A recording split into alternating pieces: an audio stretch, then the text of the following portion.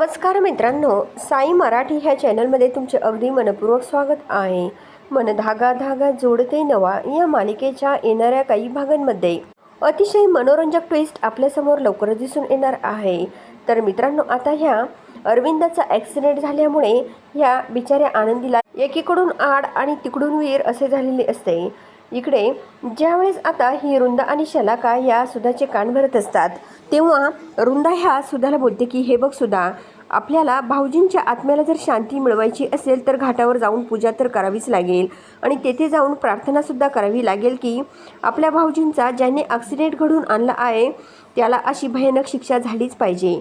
तेव्हाच आपल्या भाऊजींच्या आत्म्याला शांती मिळेल. आणि हे सर्व काही मला भाऊजींनी स्वप्नामध्ये येऊन सांगितले असल्याचं ही रुंदा पूर्णपणे खोटं बोलत असते.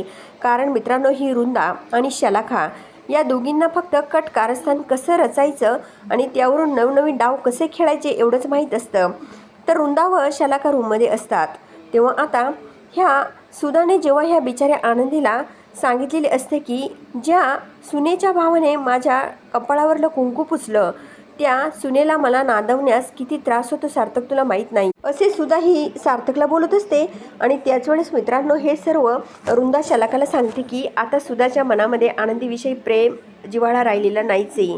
कारण ज्या आनंदीच्या भावाने मनोजने या भाऊजींचा ॲक्सिडेंट घडून आणला त्यामुळे आता सुधाच्या मनामध्ये आनंदी पूर्णपणे उतरलेली आहे. दुसरीकडे आता ही शलाका लगेच बोलते की अगं काकू, तू काय बोलतेस? अगं तो आहे ना तिचा नवरा, त्याला तिचा खूप पुळका आहे, असे पण ही शलाका या रुंदाला सांगते. त्यावर रुंदा बोलते की काय करायचं आपण माहीत आहे का? त्याला फक्त म्हणायचं तू बायकोचा बैल आहे. अरे, ज्या मुलीच्या भावाने भाऊजींना ॲक्सिडेंटमध्ये उडून दिले त्या बायकोचा तू बैल झाला बैल, असे पण ही रुंदा या शलाकाला सांगते. आणि आपण या सार्थकला कायम असंच हिनवत राहायचं, असे पण ही रुंदा शलाकाला बोलते. आता दोघींचेही नवनवीन प्लॅनिंग चालू असतात.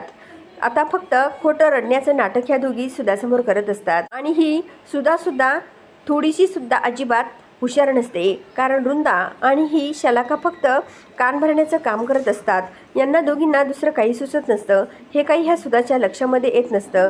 सुधाच्या डोक्यामध्ये फक्त अरविंद गेले दुःख ह्या सुधाच्या मनामध्येच असते. इकडे ज्यावेळेस ही रुंदा आणि शलाका दोघी या सुधाचे कान भरत असतात तेव्हा बिचारी आनंदी गुपचूप एका कडेला उभी असते. त्यानंतर ह्या रुंदा व शलाका दोघी या सुधाला या आनंदीला प्रार्थना करण्यासाठी सांगतात. आणि सुद्धा आनंदीला बोलते की हे बघ आनंदी, तू जर ह्या घरची सून आहे ना, तुला जर असं वाटतं की तुझ्या मामांच्या आत्म्याला शांती मिळावी त्यासाठी तू प्रार्थना कर.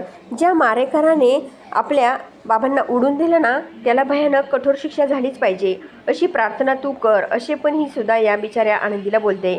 त्यानंतर ही बिचारी आनंदी खरोखर हात जोडून आता ह्या सुधासमोर या सुधाने जी प्रार्थना बोलायची सांगितलेली असते ती आनंदी ती प्रार्थना बोलते.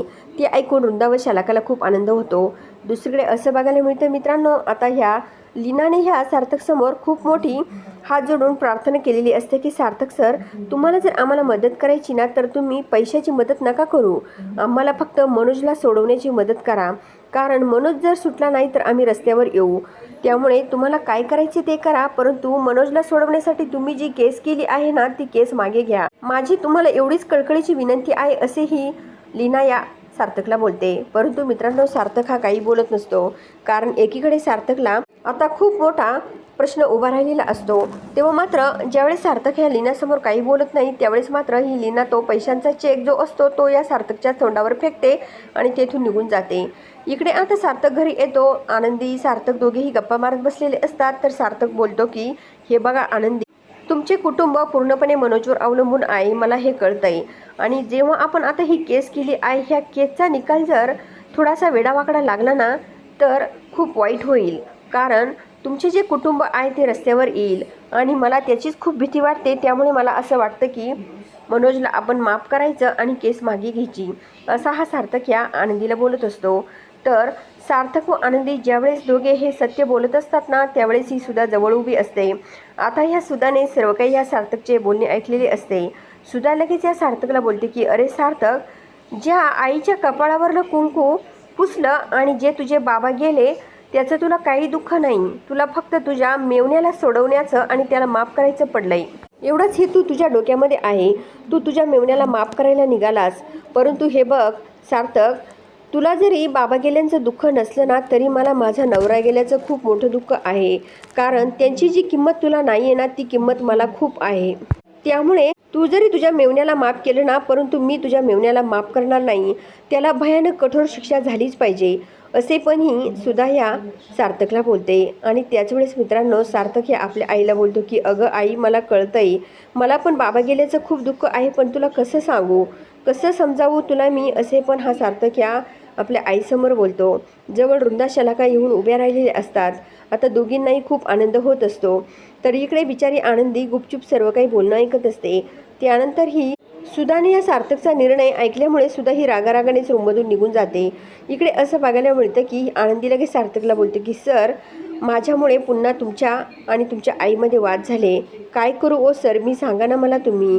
तुम्हाला धड मला पण बोलता येत नाही आणि इकडून आईला पण बोलता येत नाही. काय करायचं, खूप मोठं अवघड होऊन बसलं, असे पण ही आनंदी सार्थकला बोलते.